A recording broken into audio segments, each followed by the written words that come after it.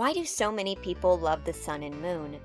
How did these two clownish characters take the Fnaf fanbase by storm, leading to their own subgenre of daycare-centric works, roleplay, and otherwise Fnaf-detached favoritism?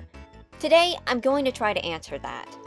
Now, if you're watching this, you likely know who the Sun and Moon are, so I'll give only the most basic of introductions so I can get to the meat of the topic.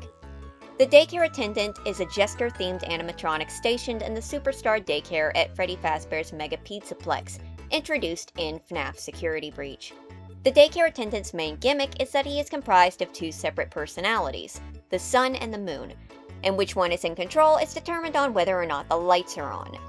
In a play-off of Jekyll and Hyde, Sun is friendly and bouncy, while Moon, his darker half, is aggressive and menacing. From the description of that alone, you can see how they would probably get quite a few fans, but to the degree that they did, when competing against dozens of other animatronic characters, some with even more screen time than they got, there's something more to that. So here comes the admittedly hyperfixated deconstruction of why the Daycare Attendant is so beloved. Let's start with the first true impression that any character might get: their looks. Their looks are very appealing. Now, you might be confused with that statement, because if you've seen the Sun and Moon, then you're aware that they're not exactly traditionally cute. Wicked grins and pupilless eyes, for the most part, small in proportions to said grin, and a long curved nose. And if you're familiar with most Sun and Moon fan art or fan works, you know Sun and Moon are usually made cuter, more expressive, usually giving them larger eyes to balance out the features. In fan fictions, they will get upgrades to match so as well, typically with faces that can move and emote. So you would assume that their borderline creepy appearances are sort of their fatal flaw, and is thus why they are fixed. And while fixing them to be cuter is a real thing, I sort of think that the Daycare Attendant's sharp features and borderline off-putting face might actually be part of their initial attraction. Whether or not you think they are cute, they are certainly eye-catching. This piqued interest at their curious design is a quick hook from the get-go, because while attraction and repulsion should be opposites, the opposite to love is not hate, it is indifference. My point being that Sun and Moon are so noticeable that instead of going against their appeal, it goes for it, better than boring by far. That is the basis of the term Skrunkly, something that should be ugly or uncomfortable on the eyes, but there's still something cute to be found in it. Sun and Moon's sharp designs draw them to attention quite quickly, and while their features are toned down to be more traditionally cute, it does seem to be less because they're ugly and more a vessel to give them facial expressions, more human, and draw out their personalities further, or perhaps just to make the long periods of uninterrupted staring less noticeable. Somewhere between looks and personality, we have another trait that plays into both, and that's movement. Face frozen in a constant grin, the Daycare Attendant must make up for this with their expressive motions and animations. Unlike animatronics who thump around like robotic dinosaurs, we still love you, Freddy. The Daycare Attendant's movements are fluid, quick, free range, for a lack of a better term, and quite entertaining. Sun frequently bounces and skips and spins his spines, and it all emphasizes a similarly bouncy and sunny personality. When he comes out from his tower, he gives an introductory kick and dives into the ball pit in a goofy, swimming fashion. Initially, Sun is very up close and personal, constantly moving, constantly keeping himself in view, off-putting and overbearing. He fidgets and processes as he figures out which goes where before carefully stacking them up again. The most unique of Sun's animations being his passionate fit when the lights go out, where he claws at his points and fights against himself before falling off the counter. All these motions eloquently portray a personality that we will soon go into. Just seeing them alone without voice lines could probably give you a large impression of his personality. On the flip side, Moon's animations, in contrast to his antagonistic status, are less menacing and more goofy and jester-like, spinning his legs over his head, dancing back and forth from foot to foot, slowly slinking around the room, and even swimming in the air when riding on his line. One of the coolest animations is when Moon is crawling with his legs backwards and then jumps into a somersault, rights himself, and gets back up on his feet. As much of a threat as Moon should be, his movements are less scary monster on the prowl and more cartoon villain coming to tickle you, especially with the wiggly fingers. This attention to detail makes them enjoyable to watch. Here's a good way to put it. Sun and Moon's animations are satisfying to look at. The animations are varied, the movements are largely fluid, which means on top of looking unique, they also move in a distinct fashion that complements their personalities. And oh yeah, their personalities. While their appearances and animations are key components to their eventual popularity, I would go out on a limb and say that their personalities are likely the biggest draw. Because while we saw Sun and Moon and some of their movements in teasers and trailers, it was only after their in-game scenes, when we saw them fully in person, that they were adopted to be the best thing since Bread Bear. And yeah, I can't stress this enough. While there was some curiosity towards the duo before the game came out, it paled in comparison to the response later on. I can attest to this. It was definitely seeing and hearing Sun and Moon in action that had me hooked. Let me start with their canon personalities shown in game, and then we can delve into how the fanbase has reinterpreted them into Fanon, because both of them are very telling in how the fans see Sun and Moon. Sun's initially portrayed as over-attentive, somewhat smothering, high-energy, and intrusive when he yanks Gregory out of the ball pit, plops him into the middle of the daycare, and starts circling like a hawk spouting out a dozen questions, including, "Are you having fun yet?" even though they haven't even done anything. This whole scene makes Sun seem very, claustrophobic, uncomfortable. It feels disingenuine and encourages the player to get away from him. After making a distraction, which he overreacts to, he skips after Gregory and follows him to the counter. It is here that Sun's true personality comes out when he breaks character and betrays his anxiousness while trying to coax Gregory back out. Upon the lights going out, Sun begins to panic until he shuts down and Moon wakes up. Remember when I said Sun's overbearing demeanor felt disingenuine 2 minutes ago?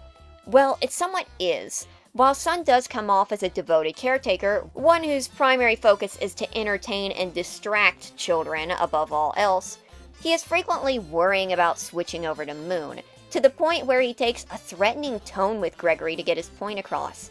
Sun is aware of the danger of his situation, but he doesn't have many options except to take care of his charges as he knows how. Glitter glue, googly eyes, puppet shows, and keep the lights on. Brief note on Ruin, as there is something very specific I need to address alongside Ruin when I get to that, but that aside for now. Sun's sad song, his frowny-faced band banner from the daycare drawings, and his glitter glue drawings confirm that Sun actually does engage in those hobbies. He doesn't just paint for the kiddies, or with the kiddies, he also does it in his free time. And sure, he might be programmed to like those things, but somehow our brains are hotwired to like him, so we can't discredit it. All in all, it seems like Sun probably does like taking care of kids. It's just the Moon thing that's the problem. That being said, Sun's not all friendly. He does have an impatient and grumpy side. Sun is accustomed to taking care of toddlers and treats Gregory as such, so when Gregory accidentally turns off the light, something Sun doesn't warn about, he just says Gregory shouldn't be behind the counter, it almost feels out of character where after the fact, after Sun is aware that Moon was chasing Gregory, he is very upset with him, yanking him up and tossing him out of the daycare. That could show some complexities to Sun's character. It could show that he himself is rather childish, as he then draws a bunch of signs that say banned on them. But I kind of feel like this was primarily implemented to give an excuse for Gregory to not be in the daycare again. Something that is a pain already, since there's a hidden upgrade in there that you can never access ever again, but I digress. Basically, what I'm saying is that Sun comes off as an overbearing but anxiety-ridden person who is so wrapped up in himself and his deal with Moon that he's willing to neglect a lost child because he just can't get his ticks together in time to figure out that something's up. Now, from that description alone, you might think that Sun's unlikable. Funny enough, this kinda adds a whole nother level of depth here. Something a little more fleshed out than just sad, childish, helpless Sun Man crying in his glitter glue. And it goes to show that, at their root, Sun and Moon aren't actually as different as they may seem. Fanon interpretations of Sun, which spawned from Security Breach as Ruin only just came out recently, depict Sun as a happy-go-lucky but anxious person who loves kids and taking care of them, and may or may not have a tumultuous relationship with Moon. These versions tend to play up his softer side, sometimes emphasizing his childish demeanors, and sometimes leaning into his naivety. Security Breach is open enough to allow this Fanon interpretation to be possible, so it's not too detached from canon. Now let's move on to Moon. Moon is a living cryptid shaped like a clown, cackling and giggling as he stalks down naughty children to put down for a nap. This isn't exclusive to Gregory either, as the messages about the daycare mention that Moon has been frightening children.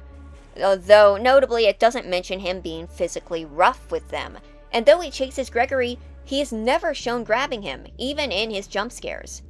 Moon is aggressive, except Moon's behavior comes off as much more mischievous than dangerous.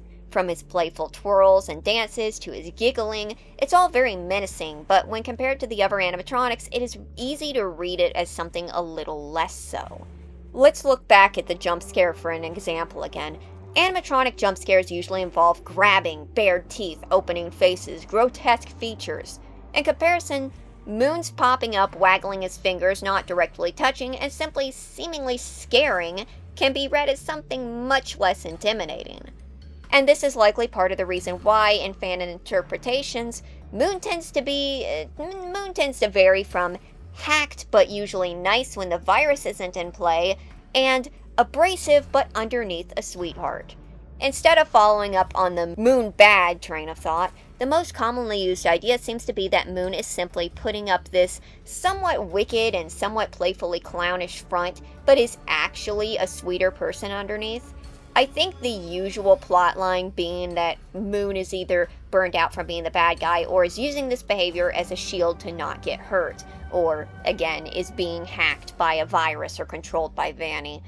Maybe it is wishful thinking that a majority of works and headcanons surround Moon being possessed or misunderstood, that he is really a good person and just needs a gentle hand, a desire fueled by endearment, that there is something good in him, a variation of the more common, I can fix them.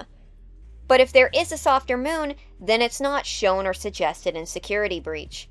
At all. Security Breach just seems to stick by the whole Moon is the evil one, Sun is good, black and white approach.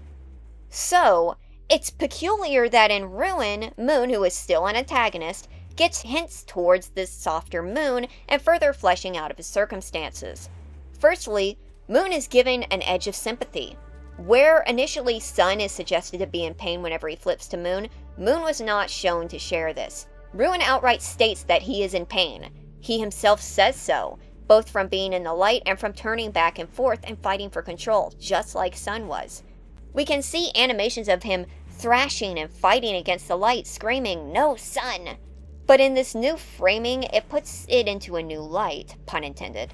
The scene itself is also thematically changed. In Security Breach, you are turning on the generators to bring back the Sun and get rid of Moon, with Moon now actively in pain and yelling that he is suffering an error. The framing of turning the generators on and rebooting the Daycare Attendant is no longer destroying the Moon to save the Sun, and is instead to save both of them. Moon is no longer just Sun's maniacal half, he is also another victim. There is also a surprising hint in the direction of the supposed soft Moon, Cassie's testament that she enjoyed nap time in the daycare. By the time of Security Breach, all the kids seem to hate nap time as Moon frightens them. And it's understandable as he's acting up so badly.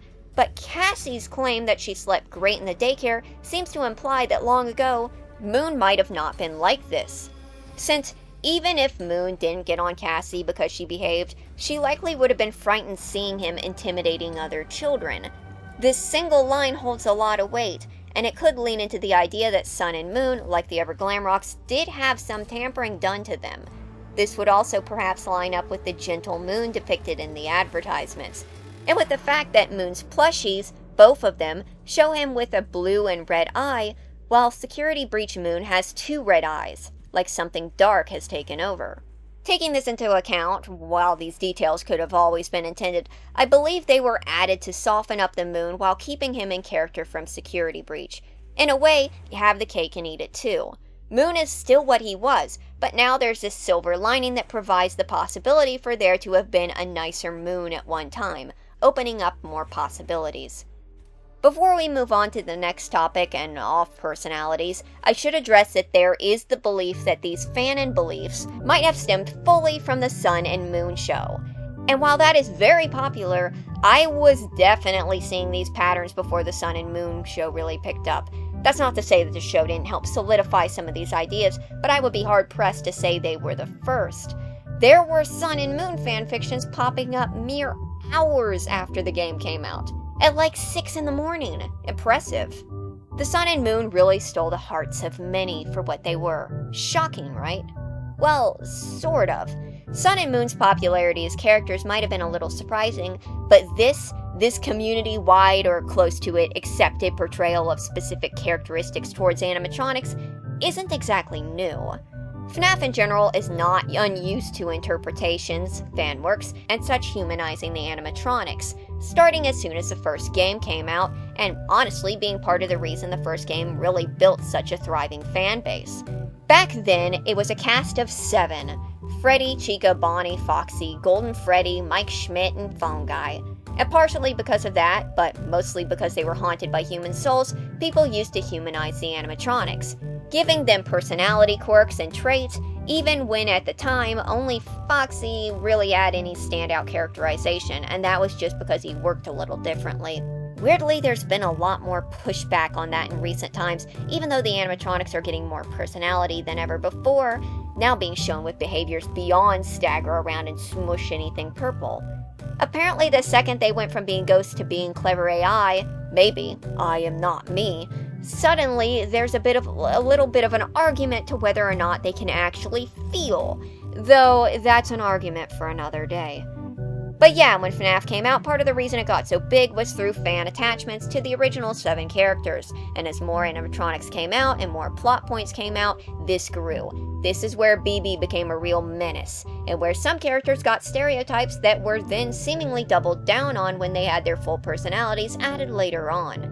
So basically, attaching to animatronics is not new, and to have a pair, or one, animatronic with quirks that stand out and a personality so vibrant would immediately be appealing to the same crowd who were willing and able to create personalities out of these past characters. The same folks who looked at BB and said, "This guy? I don't like this guy." But that could apply to any of the Glamrocks. Why do Sun and Moon stand out so much from, say, Glamrock Freddy, to the point where even in the same Pizzaplex, they are felt so exclusively as their own thing? What is it that made them so easy to attach to?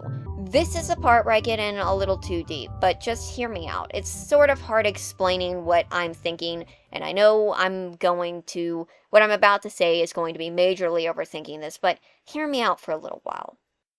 I can't speak for everyone, but I think one of the greatest appeals of Fnaf is its lean towards nostalgia.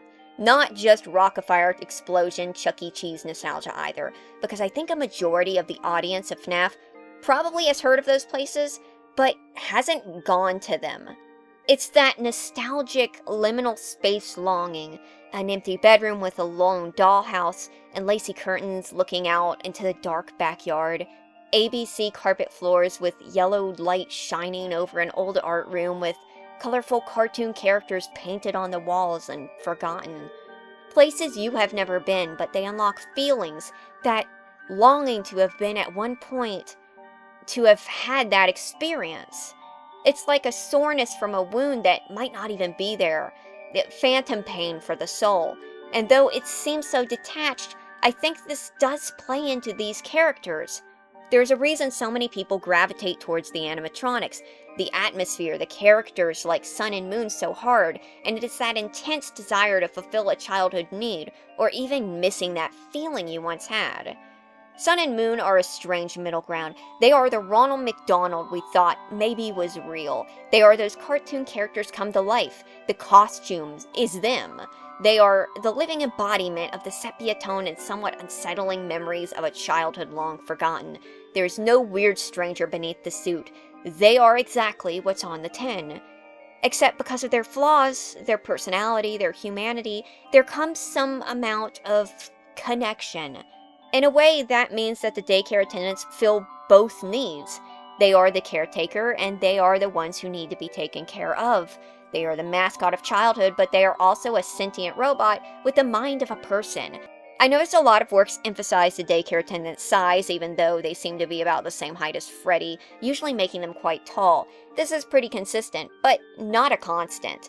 And I think this, too, could come from that desire to feel protected and cared for by a larger figure. Now, I'm not saying this in a Freudian way. It's actually very understandable for the same people searching to fulfill that childhood to also be enticed by the idea of a friendly caretaker figure who can protect them and fawn over them while still being on the same wavelengths.